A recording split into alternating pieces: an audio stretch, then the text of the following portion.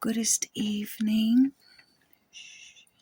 very late in the dark of night, so we don't want to wake everybody up. Now, this is my protest shirt. I'm on Persia's side. This is my Persian cat, and it says "Fluff You." It's my rebellion shirt. But what I want to talk about is religion and the Crusaders, okay? Because everything that I've been listening to is winding up. They're winding up, they're gearing in. They're trying to bring us into another world war. This one, religion. It's always been religion, because a long time ago when I was a little girl, and I learned we have like the ceremonies for the RSA every year, Return Services Association. Ever since I was born, basically, we've gone every year to the Dawn Parade, and the survivors get to talk about people who died, etc., in the wars. Okay, World War I and World War II primarily. Now, when I was little and I found out that first of all, the Germans and the Russians were on the same side, and then at the end of the day, the Germans went against the Russians, and there was just such a lot of murder, just killing, slaughter, bloodshed, sacrifice, depopulation, genocide. And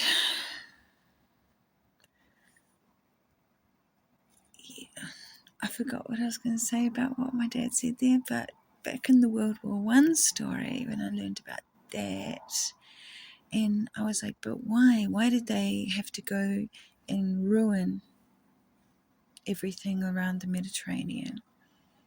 And he said something about if the British didn't win the war, then we'd be speaking, or our religion would be Muslim right now. We'd be a Muslim, not a Christian, something like that. So that was his answer. I had no idea what he meant, but these things stick into my brain.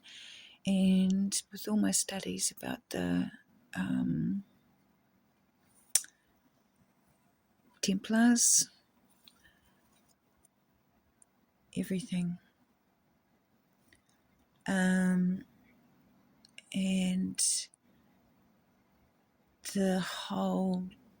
those holy wars, the overtaking of Jerusalem, the fighting against the Muslims, all this stuff that went down the 15th century, the Dark Ages, okay?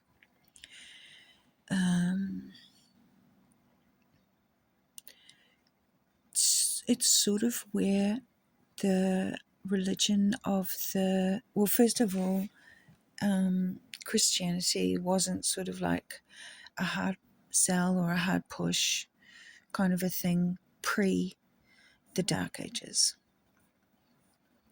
the Age of Enlightenment.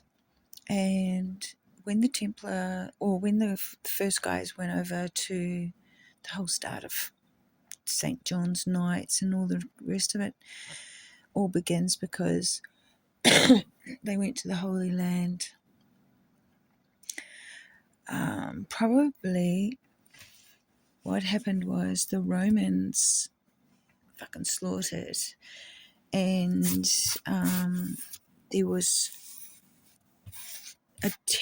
something really bad that happened, especially through Masada, Jerusalem, and Galilee. They basically fucking flattened everything through there, including other places out Syria Way and Palmyra, which I can't find very much about, but I'd like to. And there's a lot of ruins that I don't know why. nobody has shown us that part of the history to give us an explanation as to why. And anyway, meanwhile, in the 1500s, these guys they were French Vikings, basically the Scandinavians. So the Scandinavians taken over the world, and I'm white, and my mother's side is most definitely Scandinavian blood line, quite strong. And probably both sides, one family,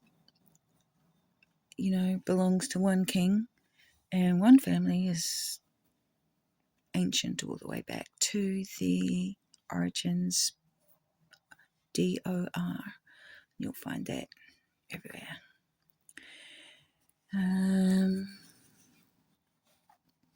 In ancient times, the D people, the people of the white horse, and even in China, the D Danan, the D, okay, and door, D, door, to, things like this. There's a lot to go into for that. That is a different story.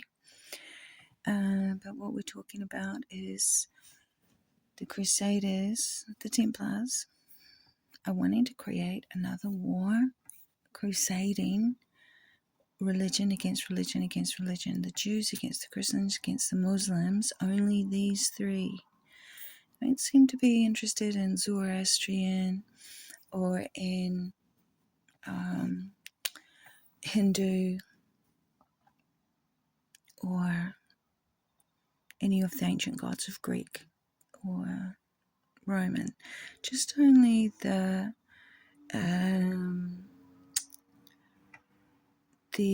Abrahamic ones. So obviously he was a warlord, wasn't he? Remember, he saved his nephew when his nephew was in Sodom, and he had the war with these other kings and all that stuff. Met Melchizedek, Zadok the priest. So yeah, we're talking about Abraham and all those guys, and that's where the lie began, you see. Because in truth, what woman who is elderly, as Sarah was supposedly, could conceive and have a child? She kind of conceived. So her son Isaac or something is to say adopted. And nobody mentions Keturah, who had 10 sons to Abraham. Keturah, the perfumed one.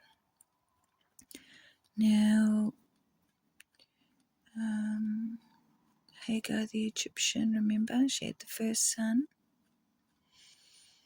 and then Sarah's son, who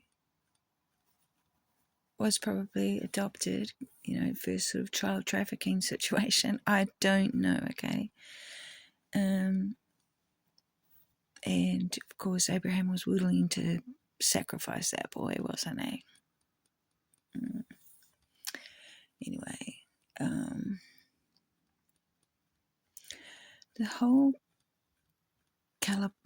Kabbalistic, I'm going to get it wrong, aren't I? The Cabal sort of kicked off in the Dark Ages, the time of Enlightenment. So basically, let us say that even though the Jews had the Torah, which is the law, right? The 10 books, the book of Judges and all that sort of stuff, the Tetrarch, the Old Testament. The blending had to go down in Constantinople, in Constantinople's rule. Okay, so there was like this Roman guy. So Romans were Catholic now. So the Romans were still ruling the world and they were Catholic. And there was this guy called Constantinople who went to Constantinople to create the Bible, which was the Old and New Testament. They had a big old fight about it, this, that, and there was this division and that division, two sides. They were arguing a sort of like it was just a word play, but what they were arguing was something about either reincarnation being what happens, yes, or Jesus was a one-off kind of idea. That was like the big fight back in the day, in that time. I didn't know I was going to tell a story. But back in the day, at that time, there was one priest called Lucifer. He's the only one ever. There's no Lucifer in the Bible. It's a translation of, supposedly, Nebuchadnezzar, who is a giant, the son of a giant. The son of a god. And he was an amazing giant. He built Babylon and the Hanging Gardens, and of course he made it exceedingly beautiful. And he was so proud of his work, and he was like, who is there unto me, looking over his beautiful creations, and who could have built like I. And he was really proud of himself, and I'm not sure what god, which one, fallen angel, but I'm telling you, the Grigori, the Watchers, well, one of them, he was like, that man has too much pride. That giant has got too much pride. So they, the god, quite possibly his father in heaven, the giants' dads are gods, the giants' mums are earthling women. See? Earthling woman is the mum. That's why they had an embodiment here on earth. But their dad is their father in heaven. Our Father who art in heaven. That's not our Father. That's their Father. Okay, that's why they built the things and wanted to get up high. And that's why in Mexico, when they did the sacrificing of humans, the giants went up the big stairs and the human blood, because the giants were meat eaters. They were the first meat eaters, and they, I don't know, got the gods, whoever it might be, the gods, the fallen angels, they're into blood, okay? Bloodlines, blood sacrifices, blood.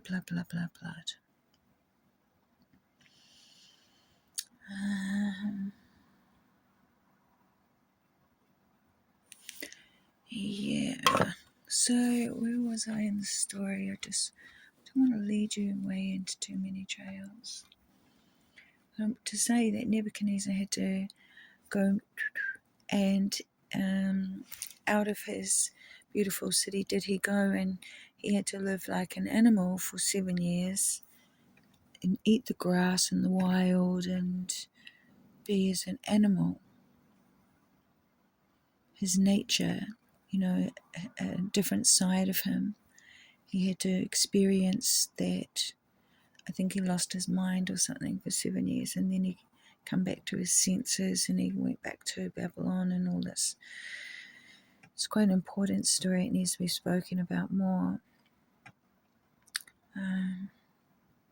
But the Father, God, whatever, wanted to humble Nebuchadnezzar because he wanted to build his throne as high as the gods, okay? And everyone confuses that with Lucifer. Oh, how he has fallen, da-da-da-da. It's talking about Nebuchadnezzar, okay? Nebuchadnezzar. Nebuchadnezzar. Now, that was that, and a little mention of the of the Watchers, the Anunnaki, the fallen angels, who's still here, and obviously the Templars, the Temple Knights, the Knights of the other wars that went on, the Crusades, where a lot of women died, a lot of people died, a lot of burnings. The burning at the stake, that is a Jewish thing, interestingly. But also the Scandinavians burn you as well. The cremation is there. They don't leave a body on the earth, pretty much. You don't find mummies or tombs because they cremate the body. Okay, so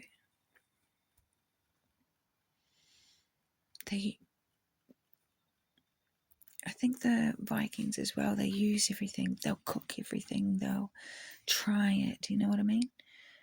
That's how come there's such a thing as sausages, for example. And if you want to know why I said that, look at how sausages were made in the ancient times. That is what I'm saying. Okay, so my theory is in the time of enlightenment, when the Kabbalah was written, a channel was opened. Kabbalah is like cable. A cable that links from A to B kind of idea, like cable TV, like a cable to plug into the electricity. And I think that the cable cabal came into power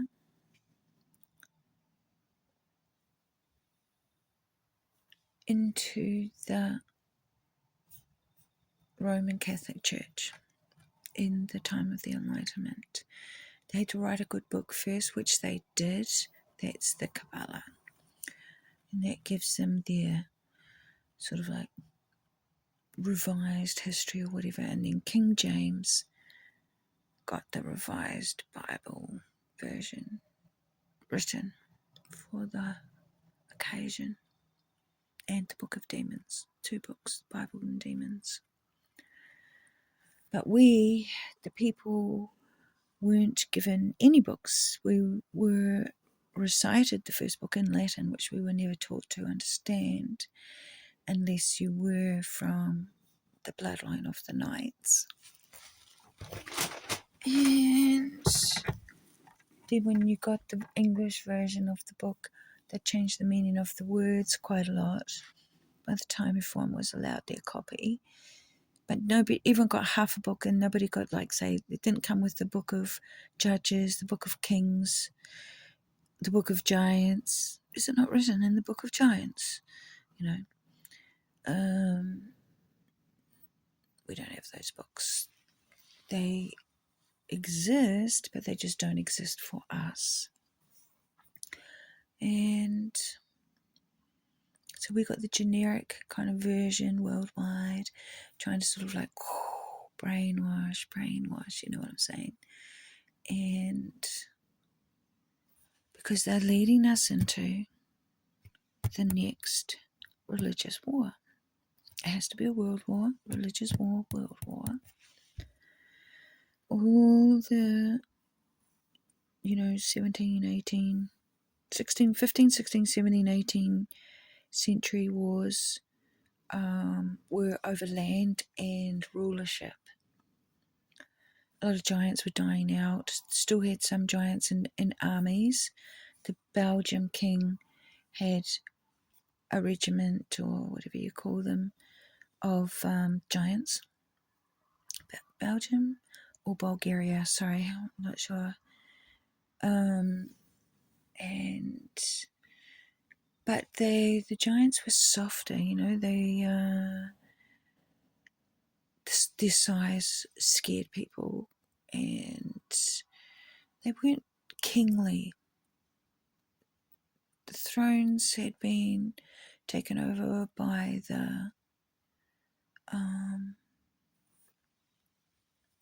the religion. These religious kings. The other bloodlines, I forget their names, but you know the ones. The families that are ruling now, those families, they live in Italy, or the heads of the families are in Italy, and it's secret. They all have a tattoo of the Pope screaming.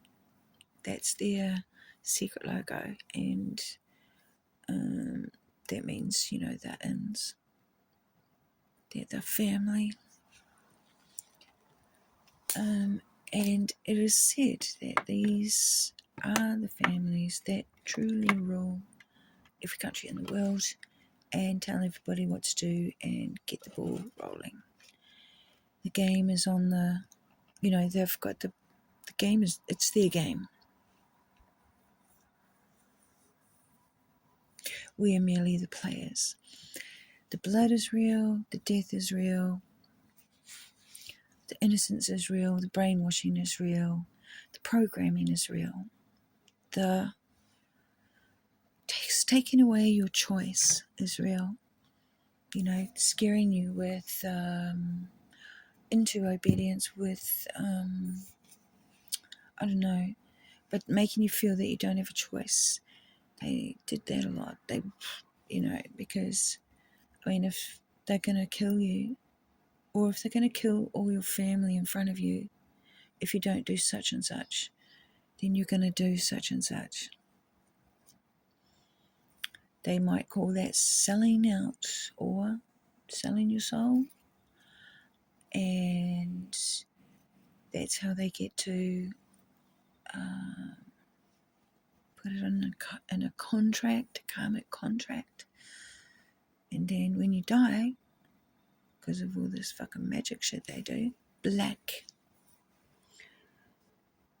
your soul, instead of going to the dream pond by our sun, the father of all soul, to be nourished in the blue sky of day, it gets trapped in the death story,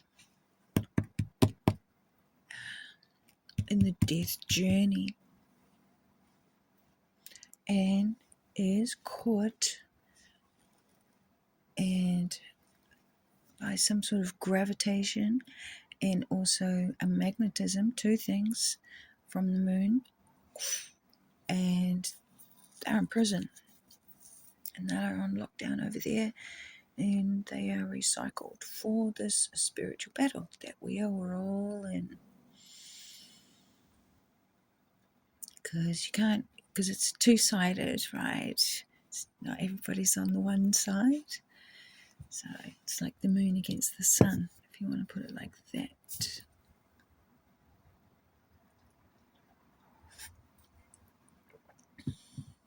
And only one is real.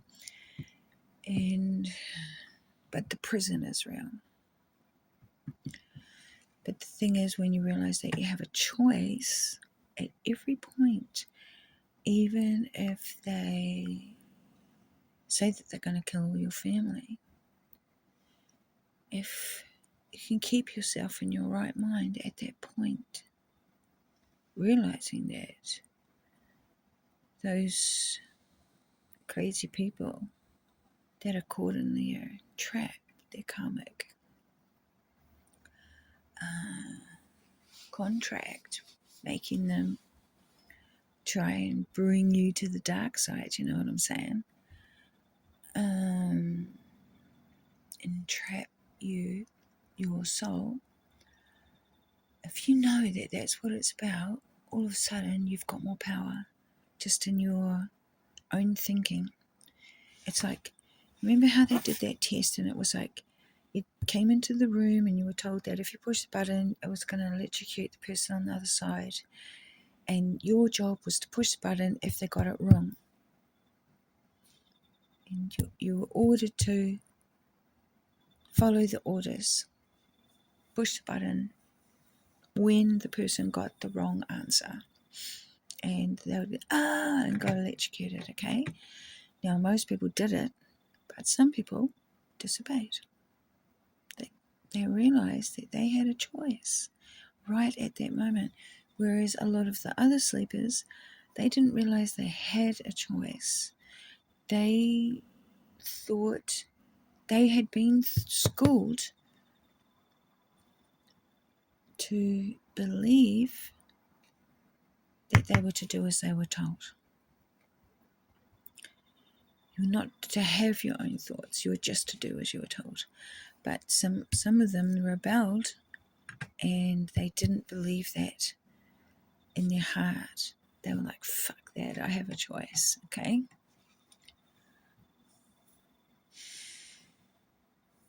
They are going to try. They're trying now, but they are going to try harder very soon to make you be one religion, Jewish or the Christian or Muslim, so that you'll be against. They have to create the division, you see, the separation. They need the against, friction, to start the fire. Now, we're in the fire years, horse, and the fire goat, here's the goat. That goat's on fire. That's going to be next year, okay? So don't get sucked into that. That's, just believe that everything's a lie. And whenever anybody's trying to enforce something upon you, think about, what is a choice I can make if you don't want to obey, okay? And make that choice at any moment, at any point. Don't be afraid. Just go for it. Now, what else can I tell you? I think that's all. So what I'm saying is, okay.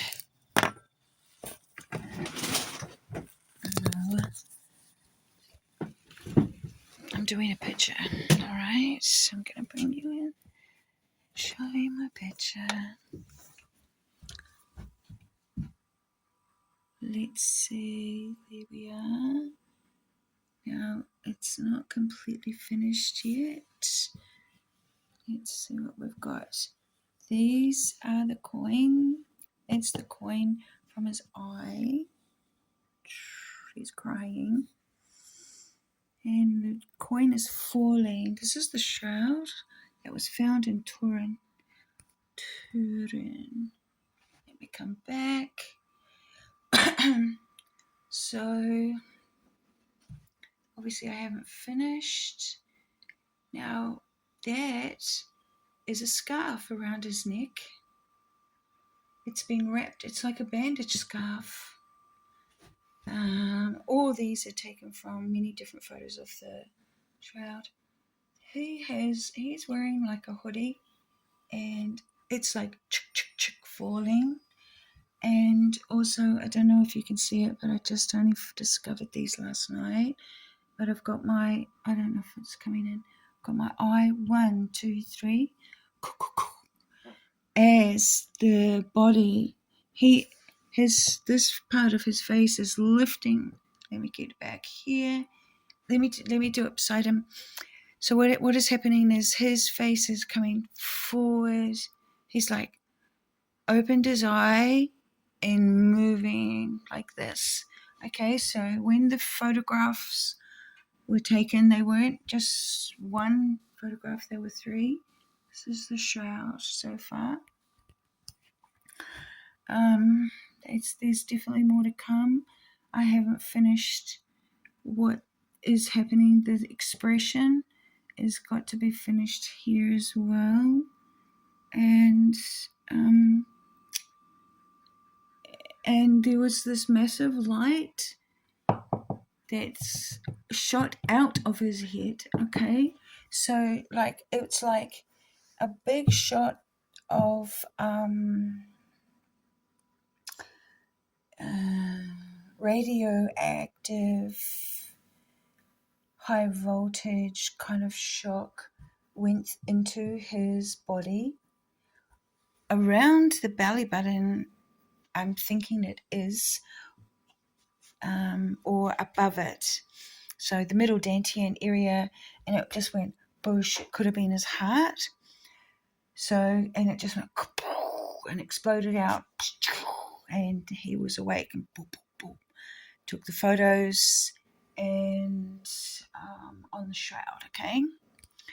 Now, I didn't know I was going to tell you all this story tonight, but okay, so this is what happened. So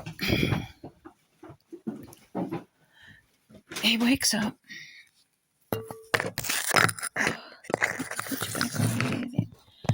So he wakes up. Boom, boom, boom. He's in the tomb, remember? And the boys, Nicodemus and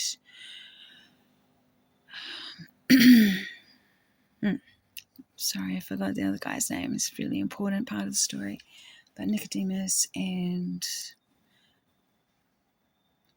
it'll come to me. They brought 75 pounds of aloe vera. That's a lot. Okay, so aloe vera to rub down the body, soften it all up, put it all into Jesus' wounds and things like this. They bathed and washed him and soaked those rags, all those cloths that you see wrapped around Jesus. Because the man had taken a very bad whipping, and plus he had nails through his hands, or through his wrists, and he had one through both feet. So his feet were like this, okay? The part of the cross where everybody sort of like does a statue with Jesus's feet sort of on it, and it sort of like comes out like that. So if that's like the long part coming up, then this part sort of sticks out.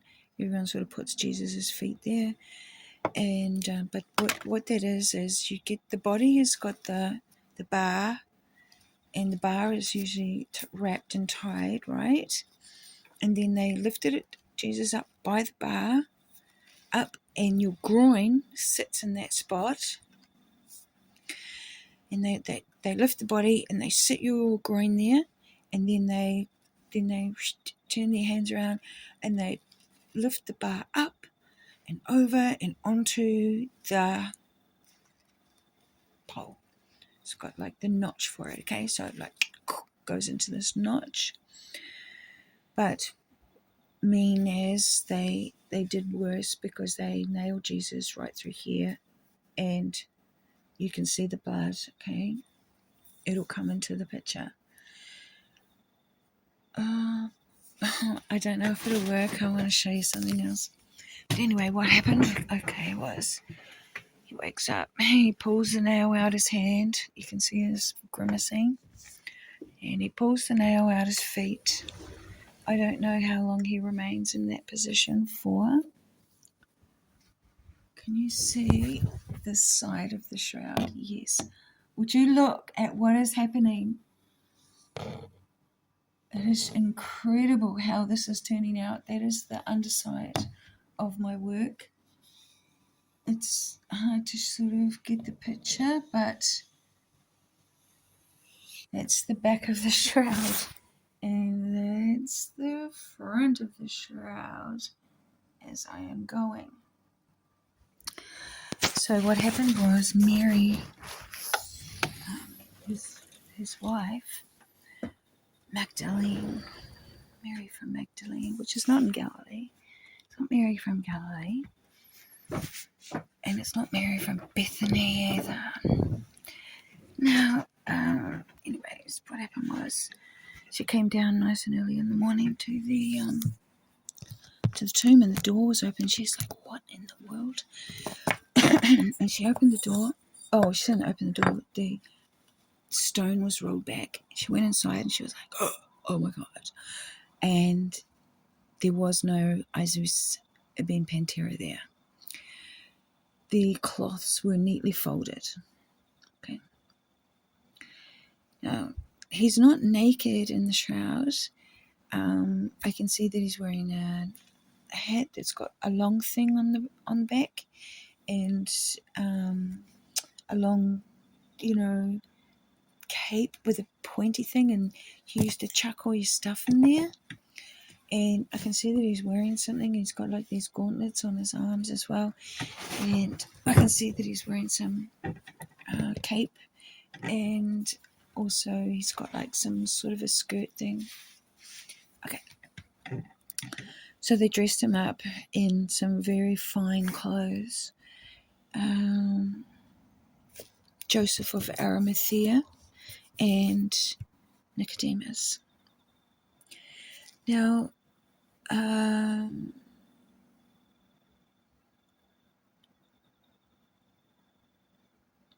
when Mary turned around and came out from the tomb, she saw a man on his knees, dressed in finery, a little bit, I guess. He's got a nice hoodie on and that.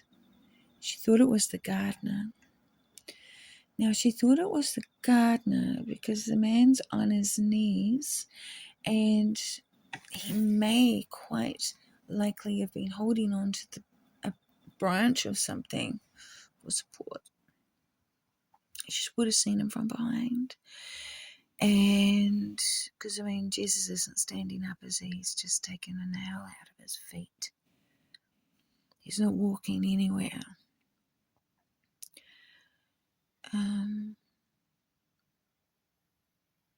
As you well know, if you've ever had even a prickle. Okay, so she went over and she was sort of like, oh, excuse me, the stone has been removed from the tomb. Do you know what happened to the body? And the gardener turned around and it was Isis ibn Pantera. And she's like, oh, my lord. And he was like, don't touch me. He was like, touch me not. That's what it says in the Bible. But he was like, no, don't touch me. Do not touch me. And she was like, oh my gosh, you're alive. And he says, yeah, okay, so the boys are coming and Joseph Arimathea is coming and Nicodemus is coming. They're going to be taking me down to what is now called the Qumran Caves. It wasn't caves back then. It was a fucking palace. It was a beautiful center of learning with orchards and water, springs, natural springs of fresh water that go down to the Dead Sea. It's just incredibly beautiful. Masada at that time was also in the height of its beauty. Beautiful palace built by Herod the Great. Brand new, basically. And the temple in Jerusalem had been built for the third time by also Herod. Okay, everyone calls it a renovation, but it was a rebuild. It's the third building of the temple. So everything has happened, and everything they tell you now is a distortion of the truth or just a flat out lie. So,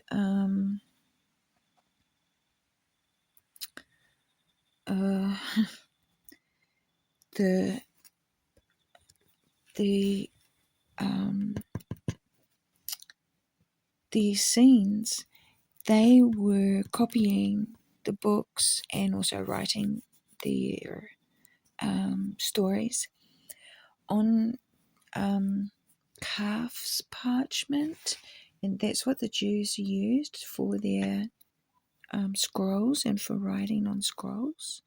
It's skin, tanned animal skins. So, okay, so the cart rocks up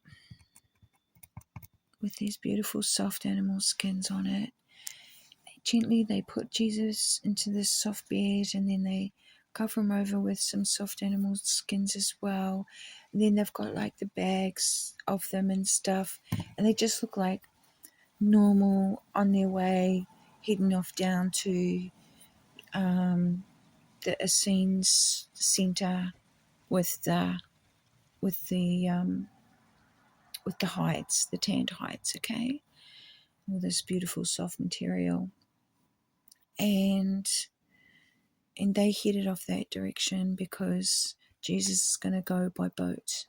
He's going to travel by water up through the Dead Sea into the Jordan, or he got on at Jericho, a boat, and went up the Jordan from there through to the Sea of Galilee, through and over into Syria, and then to Palmyra. Okay, so and then on from there. Okay, he survived, he lived. He said to the boys he was coming back for them, and he did come back. He came back in their lifetime. They all had to move to the coast all the way from, there's like Greece on this side and Constantinople on this side, and they were all there, like Lydia, blah, blah, blah, and there's like a small strait that you can go through, and when you come through on the other side, it's like Bulgaria, the Black Sea, and yeah, and he saved them, and they all went to Bulgaria, and you'll find it in art on the walls and stuff. You'll see pictures of them there and pictures of them. The cloud, they were like called the cloud people because they used to always have incense going and stuff like this, and it was like they were always in this perfumed cloud. Okay, and he was risen up in a cloud, all right, of perfume.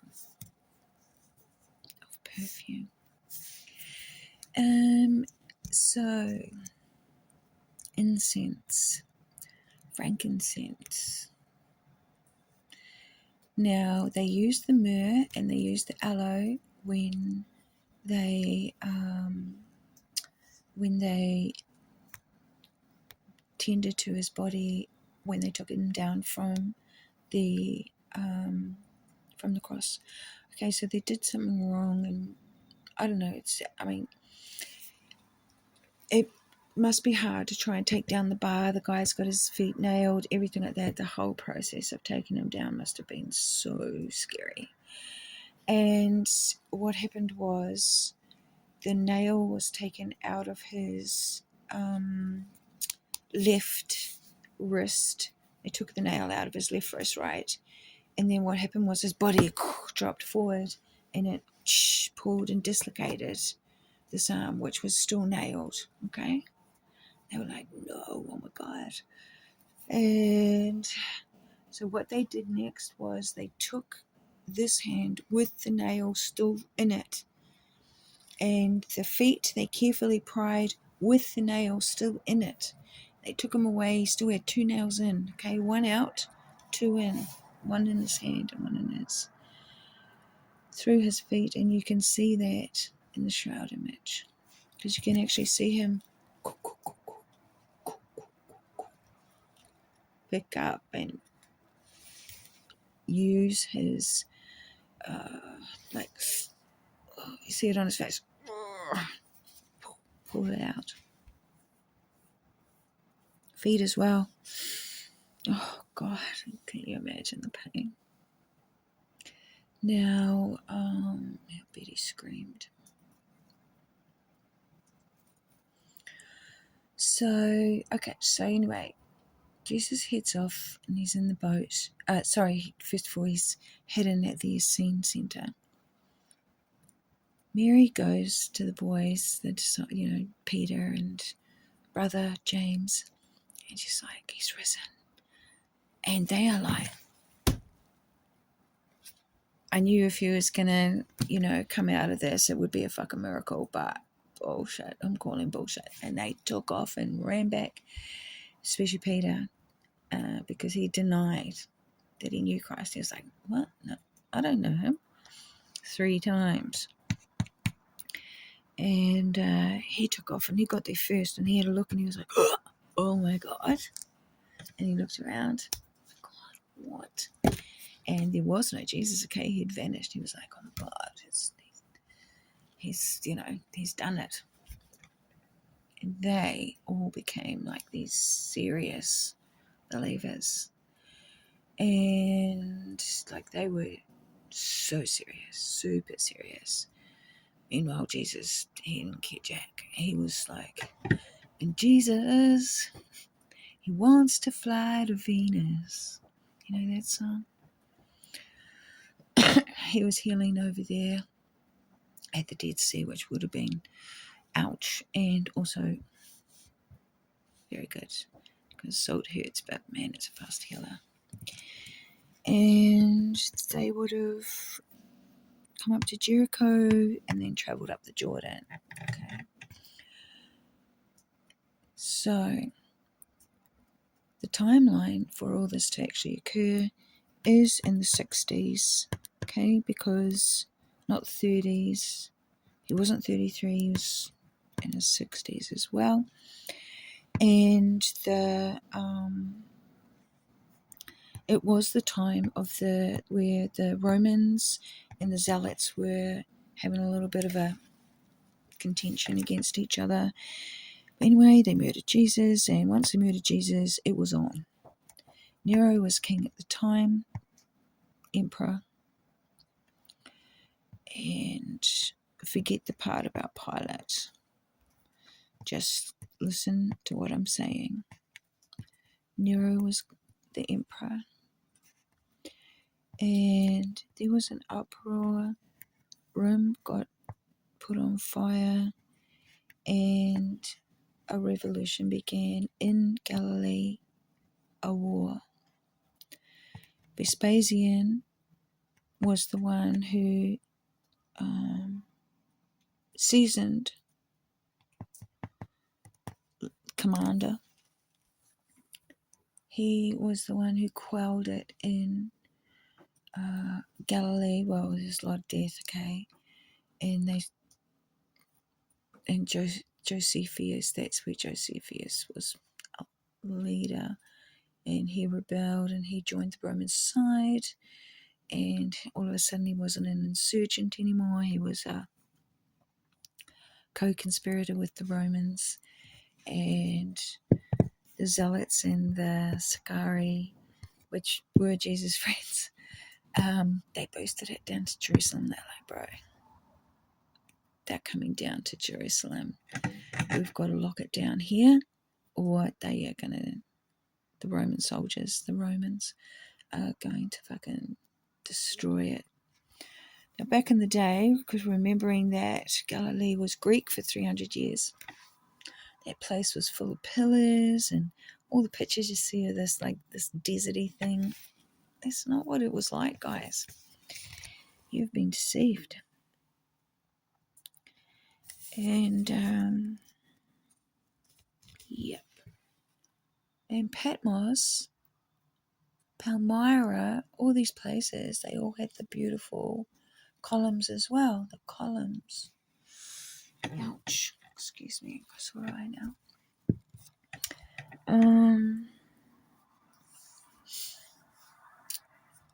The legend of Jesus just expanded almightily. The boys got the message that, they kept it quiet that he was alive. That is true. But Paul got to know about it, okay? He started chasing down. He thought he was Jesus on the road to Damascus because they made up a story, you see. But on the way to Damascus, there was like some rebels, because remember, it's the time of the war. Started immediately after Jesus was murdered. Well, attempted murder. Crucified. And I bet that, Paul got blind on the road, and I bet I know what it was. It would have been a mirror. Flashed the sun in his eyes. He would have fell off his horse. And because everyone was scared of, what is Jesus? Oh my God, he's a God. And then he's on the hunt, and then all of a sudden, somehow, he becomes a believer in Jesus. Paul, he was probably halfway already believing. There's a lot of amazing things that the man did. And that last experience that he had, that was enough to turn him. So he was a Roman soldier, though, don't forget. And Vespasian ends up becoming, there's like, Nero is murdered, stabbed in the back, suicided in the neck. They say he did it himself. Whatever happened, nobody knows. But he's murdered, or he's dead. And there's like 4 in a quick succession of emperors who die, and then Vespasian gets the call that he's up for emperor. He goes in and he becomes, first of all, he starves everyone out in Jerusalem, stops the grain ships, and he's in Egypt, goes to Egypt. He's like, right, lock down all the ships, shut the Strait of Hormuz, and nobody can get the grain, even Rome, even Italy, people are starving. He's sitting over there in Egypt, okay, right, do this, do that. And then he becomes emperor.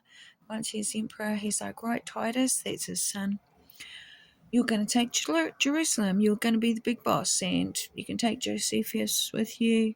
He's going to let you in on all the Jerusalem secrets and stuff like that. He's your number one guy. He's your ally. He's your whatever they are called.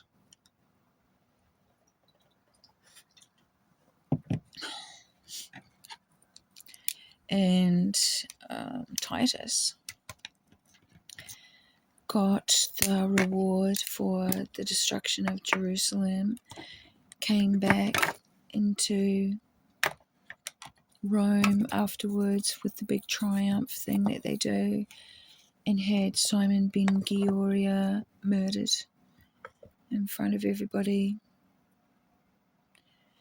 Simon was a disciple of Jesus as well as a zealot. Now, he was sacrificed. Now, Titus, he had a very short reign. It was only like a couple of years. Oh, sorry. First of all, Vespasian is the emperor, right? But Vespasian gets poisoned. Nobody sees that in history. But it must be, because he gets a bout of diarrhea and he can't get rid of it. And he gets sicker and weaker and sicker and weaker. And in 79 AD, 9 years after they've destroyed Jerusalem, but 5 years after they destroyed Masada, and had the rest of them killed, the rest of the ones who stayed,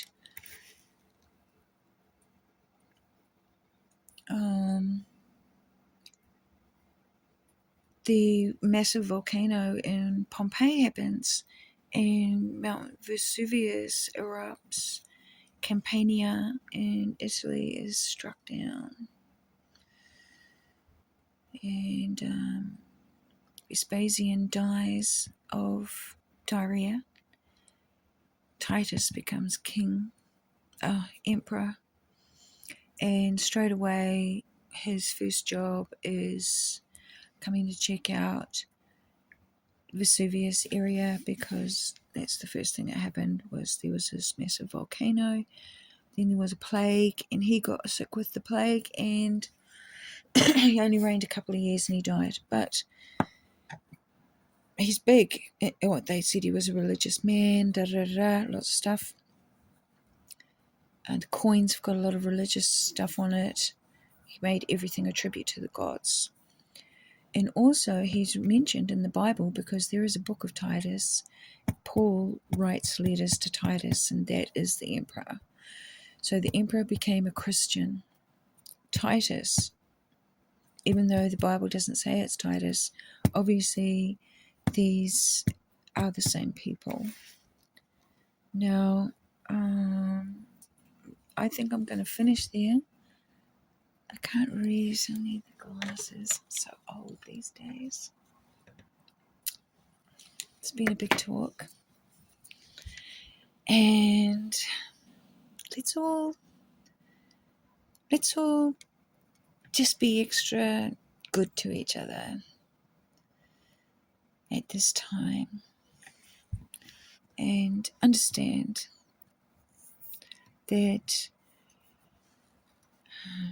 us, the little people, we don't have to do any bloodshed thing for somebody else's agenda. We can leave that alone. All right. Be strong. Rise up. Fill this world with your love. Ka kite.